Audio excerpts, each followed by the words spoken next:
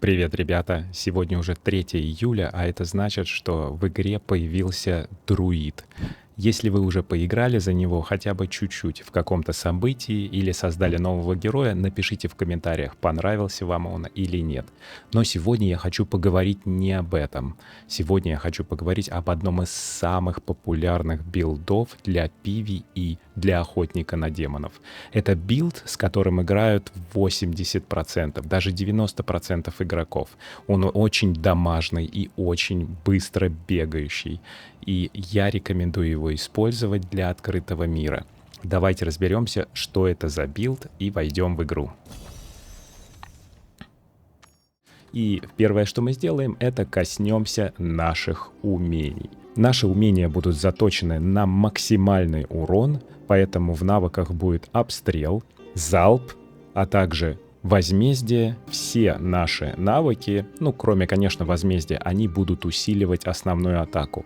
А в качестве прыжка и для того, чтобы смыться с какого-то места, куда тебя поймали в ловушку, мы будем использовать маятник смерти. Также маятник смерти нам будет придавать дополнительную скорость атаки. Подробнее об этом я сейчас поговорю, когда мы будем разбирать сущности.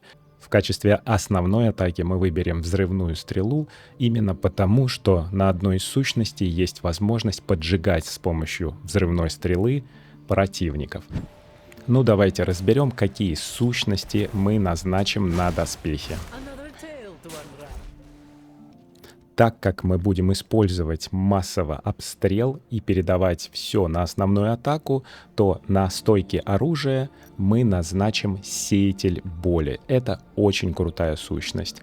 По факту теперь обстрел при применении поражает вашими основными атаками ближайшего противника. Чтобы усилить этот эффект, мы использовали умение залп. На вторую стойку оружия мы назначаем пронзающий клык. А именно, теперь залп усиливает ваши основные атаки, ненадолго позволяя им вызывать срабатывание залпа. Получается, что когда вы активируете залп и стреляете обстрелом, у вас все летит через основные атаки. На вторую стойку оружия мы добавляем сущность, при которой обстрел действует на 39% дольше, потому что все атаки у нас будут проходить через обстрел. Это сущность неугасающая ярость. А чтобы он никогда не заканчивался или заканчивался очень долго, чтобы кулдаун у навыка обстрел был максимальный, на нагрудный доспех мы назначаем греховное рвение. Каждый раз, когда вы дамажите кого-то, монстра или другого игрока, получается, что мы обстрелом с помощью основной атаки дамажим врагов, и при этом греховное рвение нам восстанавливает время действия обстрела. В идеале обстрел не должен заканчиваться никогда, но мы сейчас посмотрим, как это работает. И давайте еще бустанем этот билд. На плечи мы назначаем огненный град. Залп также выпускает 2 самонаводящиеся ракеты, каждая из которых наносит 5730 единиц урона. Получается, что во время использования залпа через основные атаки у вас еще будут вылетать 2 ракеты, которые будут догонять противников и дамажить их. И, конечно, у нас есть основной навык — это взрывная стрела. На вторую стойку правую оружия, нижнюю, я назначаю покоритель преисподней, потому что взрывная стрела теперь также поджигает врагов, нанося почти 8000 единиц урона за 2 секунды. То есть каждый раз взрывная стрела выпускает стрелу, которая поджигает противников. И ключевая сущность, которая максимально бустует эту связку, это сущность на шлеме «Пылающие очи». Поражая горящих противников, а мы постоянно дамажим и поджигаем противников, залп вызывает взрыв, дополнительно наносящий 15604 единиц урона. И вы помните, что у нас там был еще маятник смерти. Чтобы все это бустануть, на штаны мы добавляем сущность «Растоптанная надежда». Маятник смерти при применении теперь повышает вашу скорость атаки на 19% на 4 секунды. И обратите внимание, ребят, что все предметы у меня пробужденные. Это значит, что у меня вставлены самоцветы 4 и более высокого уровня, и все это дает нам дополнительные эффекты. Например, на шлеме у нас назначен залп. Мы увеличиваем урон от залпа на 10%.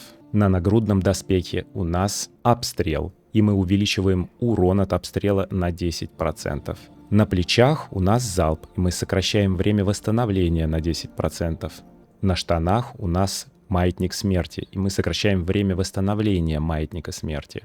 На стойках оружия у нас залп, который увеличивает урон от залпа на 10%. На второй у нас обстрел, сокращает время восстановления обстрела на 10%. На нижних стойках у нас опять обстрел, увеличивает урон от обстрела. И на последней у нас взрывная стрела, увеличивает урон от взрывной стрелы. Все это сильно бустует нашего героя, поэтому очень важно пробуждать предметы. Какую я использую ветку совершенствования? Для своего PvE билда и фармы я использую именно предвестник. Это очень классная ветка, и она мне нравится, потому что у нее есть навык «Быстрый шаг». Время восстановления умений с рывком сокращено на 10%. У нас еще быстрее восстанавливается маятник смерти.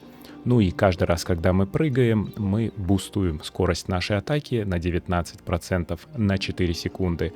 И, соответственно, увеличиваем урон на 19%. Иллюзорный шаг позволяет проходить беспрепятственно сквозь монстров, а также их преграды. Тоже очень классный навык, можно прямо впрыгивать в толпу монстров и бегать через них без каких-либо препятствий. Навык «Дикий порыв». Вероятность критического удара повышена на 10% от вашей скорости передвижения. И мы ее, кстати, бустанем еще, я покажу как. Резвость после убийства монстра повышает вашу скорость передвижения на 3% на 5 секунд. Очень крутой навык, потому что когда ты бегаешь и быстро фармишь, или, например, ты проходишь портал ужаса, тебе нужно бегать сквозь монстров, ты их постоянно убиваешь, у тебя бустуется скорость. А вместе с диким порывом у тебя еще бустуется критический удар. Ну и смертоносный порыв. Бонус вероятности критического удара от дикого порыва увеличивается с 10 до 20%. Ну и в качестве легендарного умения я использую шоковую преграду. Получая поглощающий щит, вы высвобождаете энергию и наносите ближайшим противникам урон в объеме 30% прочности щита. Для фарма в открытом мире и убийства монстров в принципе не нужен навык бессмертия, как в Гладиаторе или Фамильяр со Спасителем, как это нужно для PvP. Поэтому здесь я использую легендарное умение с щитом. В качестве фамильяра я использую вот такого двухголового классного кота, который получил, скрещивая бесконечное количество раз обычных фамильяров. Я его сейчас храню, потому что он не аберрантный, и в какой-то момент я просто передам его характеристики аберрантному коту с навыком Спасителя. Но это отдельная тема для ролика, как его получить. Вы видите, что у него устойчивость просто на максимум. И если у меня будет навык Спаситель с устойчивостью, то я смогу получить его восстановление раз в 60 секунд, а не в 75. Какую я использую комнату для отряда? Ну, я использую свою любимую комнату для отряда, библиотека с навыком Защитник. Почему? Потому что там я получаю дополнительную вероятность блока 5%, ну и также увеличиваю свой запас здоровья на 6,5% и размер на 15%. Мой герой выглядит чуть-чуть больше. Какие у меня используются камни? И здесь очень интересный момент. Потому что для PvE мы затачиваемся на максимальный урон при максимальной скорости. Для максимального урона я использую камни. Череп скорби — это лимитированный камень, который был доступен только в определенном событии. Мне удалось его прокачать до 6 уровня. Сейчас уже дубликатов не создать, не найти. Пока что не знаю, что с ним делать, но он мне очень нравится. Это вместилище мглы 5 уровня. Осколок звездного огня, тоже очень классный камень, который создает мгновенный очень большой урон в виде 300%, скидывает метеориты с неба.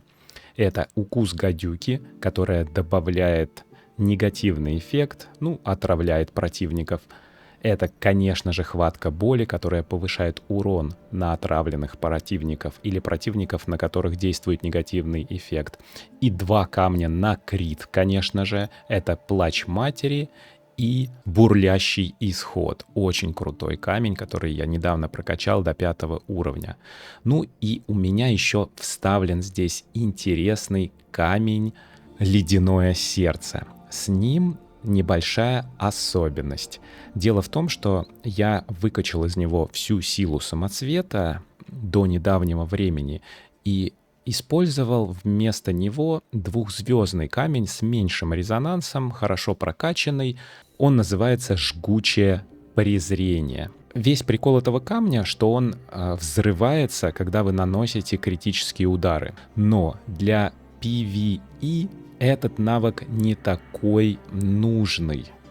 Я так считаю. Я его использую в основном для PvP. И поэтому я выкачал всю силу самоцвета из своего ледяного сердца и добавил туда дополнительный камень «Жгучее презрение», который компенсировал всю необходимую силу самоцвета, что я выкачал. Получается, что у меня теперь этот камень отдает весь резонанс в мою общую копилку. Это очень прикольная штука, потому что вместилище мглы 5-звездное у меня тоже стоит с полностью выкачанной силой. Таким образом, у меня создается пул из сил самоцвета, которые я могу перекачивать из одного в другой камень и проверять их характеристики. Ребят, это отдельная тема для видео, потому что это очень крутой функционал, о котором не все знают. И напишите в комментариях, если вам интересно это, я подробно разберу, как это делается. Ребят, и давайте посмотрим, какие я использую комплектные предметы в этом билде. В нашем арсенале есть такая кнопочка с изображением шлема. Мы можем ее нажать, и мы увидим все наши основные доспехи и какие на них наложены сущности. Дополнительная вкладка зелененькая со шлемиком открывает доступ к нашим комплектным предметам. Какие я использую комплектные предметы? Я использую 4 предмета Витху и 4 предмета комплекта Пир-Глаз. Что они дают? Желание Витху продлевает время действия положительных эффектов на нас и участников группы на 30%, а также повышает скорость атаки цели на 30% на 3 секунды. То есть все эффекты, которые имеют положительный эффект, тот же обстрел, продлевается по времени на 30%, а также повышается скорость атаки на 30%, что в конечном счете выливается в больший урон. Другой комплект Пир-Глаз очень интересный, потому что он увеличивает урон по противникам под действием ваших периодических эффектов. А вы помните, что у нас взрывная стрела накладывает периодику, она поджигает противников, а также среди наших легендарных камней есть укус гадюки, а он каждый раз отравляет противников. По-моему, там время действия его 6 секунд можно посмотреть.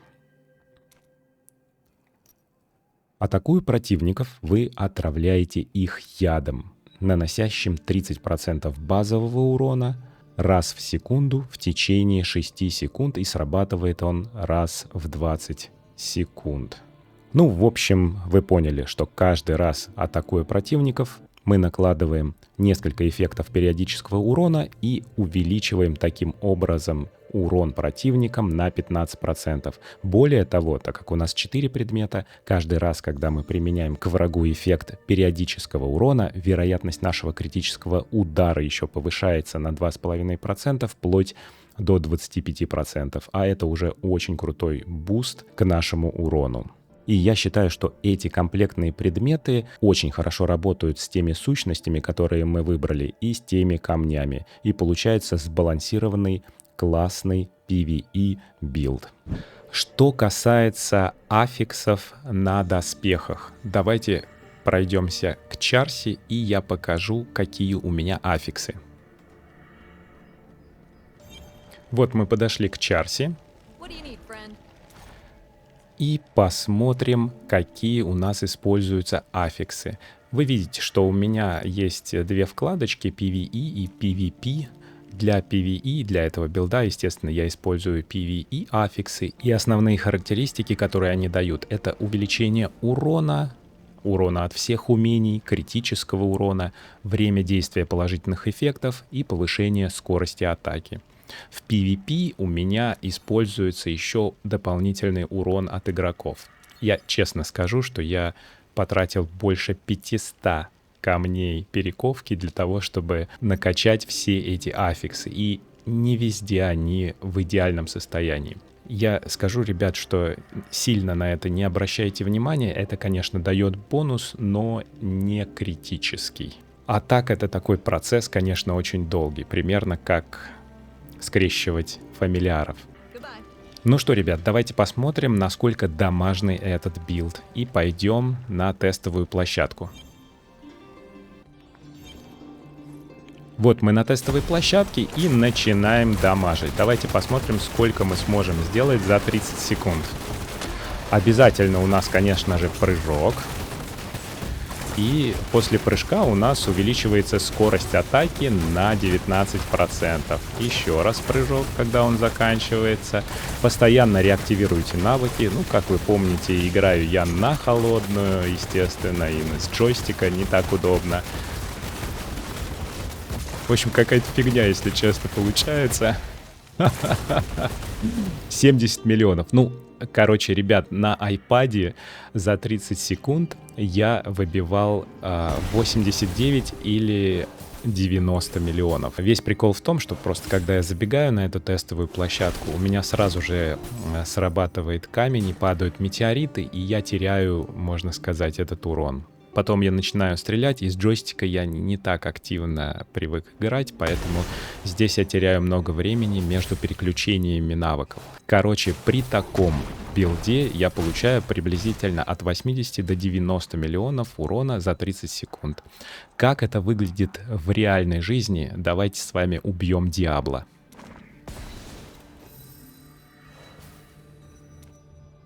Переходим с вами в венец мира, вот в этот телепорт. Ну вот, смотрите, мы телепортировались и идем убивать самого главного источника зла.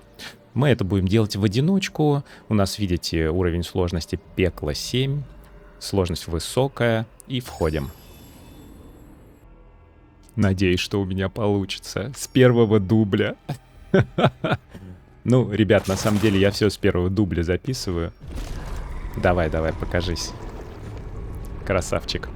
Будем смотреть или прокрутим? Ну, давайте посмотрим. Красивый синематик трейлер. Вот он. Недолго тебе осталось. Ах. Камень мироздания. Тоже хочу научиться так смеяться. Ну, как раз с моим горлом, сейчас простуженным, самое то. Итак, мы прыгаем, включаем наши навыки и начинаем его дамажить вокруг. Вот так вот. Чук. Вы видите, что котик работает, он нам делает щит. И сейчас вот бегают тут разные монстры, они нам заряжают наш меч. Так, вот видите, я сейчас забыл включить их, уже потерял времени. Ну, я просто, как вы знаете, на холодную постоянно играю с джойстика. Да, ребят, ты подожди, он зарядился уже. Все. На айпаде он горит просто, а здесь на компьютере не так это понятно. Хорошо, ладно. Ну, на самом деле у меня достаточно много здоровья, поэтому, в принципе... убить меня здесь не так просто. Плюс у меня 2300 резонанса. Ой. Подожди, это не тот противник, через которого я могу проходить. Это только через обычных монстров я могу проходить. Обязательно мы прыгаем, чтобы увеличить скорость и дамагу. Ну вот, мы убили одну фазу Диабло. Или все? Нет, вот он сейчас появится еще раз. Да, Диабло у нас такое. Это X2 монстр. Его нужно убивать ровно 2 раза одинаково. Я не знаю, почему так сделали. Надо было, наверное, сделать ему просто жизни в 2 раза больше. Ну... Ладно, убьем Диабло второй раз. Смотрите, у нас навык заканчивается, мы сразу же пробиваем его заново. И надо не забывать включать меч. Да, мне просто нравится стрелять. Вот, нажимаем еще раз. Тут, по-моему, его 3 раза надо. О, и еще раз. Да давай, нажимайся. Не хватает, да? Ну, давай, убьем еще немножечко монстром. Зарядим наш меч. Убиваем. Все. Кстати, видите, у меня зарядилось мощное умение. Можно его включить, но оно какое-то, не очень домашнее, на мой взгляд. Единственное, что вот появляется этот монстр адского реликвария, он дает какой-то эффект. Все? Короче, ребят, билд офигенный, и с ним гоняет огромное количество игроков, играющих за Demon Hunter. Если вы играете за Demon Hunter, обязательно соберите этот билд для фарма, данженов и убийства монстров в реликварии. Ну а также для портала дерзаний. И если вам понравилось это видео, пожалуйста, поставьте лайк и оформите подписку. А мы с вами увидимся в следующем ролике.